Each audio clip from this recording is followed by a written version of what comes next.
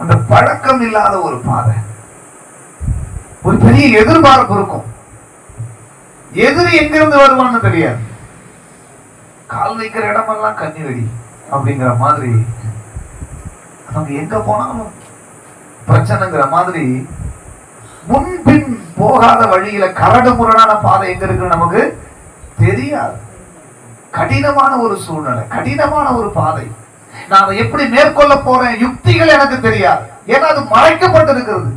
சில காரியங்களை தேவன் வேணும்னே மறைச்சு வச்சிருப்பார், அது நமக்கு தெரியாது. ஆபிரகாமை பார்த்து ஒவ்வொரு முறையும் பேசும் போதெல்லாம், ஆபிரகாமே இங்க வா, நான் உனக்கு குழந்தை தருவேன், குழந்தை தருவேங்கிறார். கிட்டத்தட்ட 25 வருஷம் ஆகி போயிடுச்சு. 25 வருஷமா என்ன நடக்குதுன்னே தெரியல. கண்ணு முன்னு தெரியாத ஒரு பாதை. இன்னைக்கு நிறைய நேரத்தில் நம்முடைய பாதை அப்படிதான் போயிட்டு இருக்கு பாருங்க.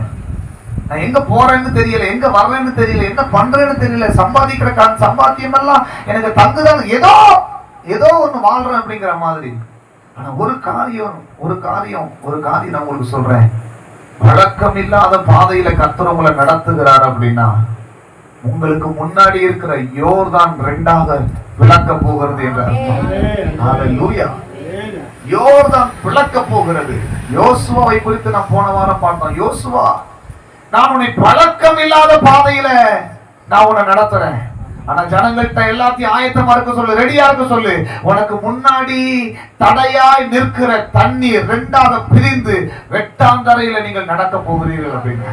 ஆமென் சொல்ல மாட்டேங்கிறீங்க, அல்லேலூயா சொல்ல மாட்டேங்கிறீங்க. ஒரு பெரிய எரிகோ போன்ற ஒரு கோட்டை முன்னாடி நின்னுகிட்டு இருக்குது.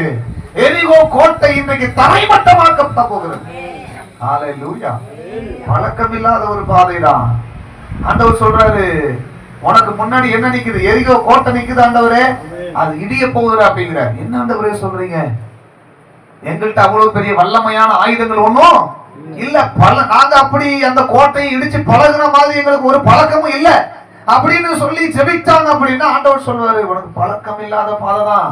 பழக்கம் இல்லாத பாதையில தான் இப்ப எரிகோ கோட்டை சொல்லுங்க மடமடன்னு இடிச்சு விட போகுது. அல்லேலூயா. என்ன ஆண்டவரே, நான் சரி ஓகே என்னதான் பண்ணலாம் நீங்க சொல்லுங்க.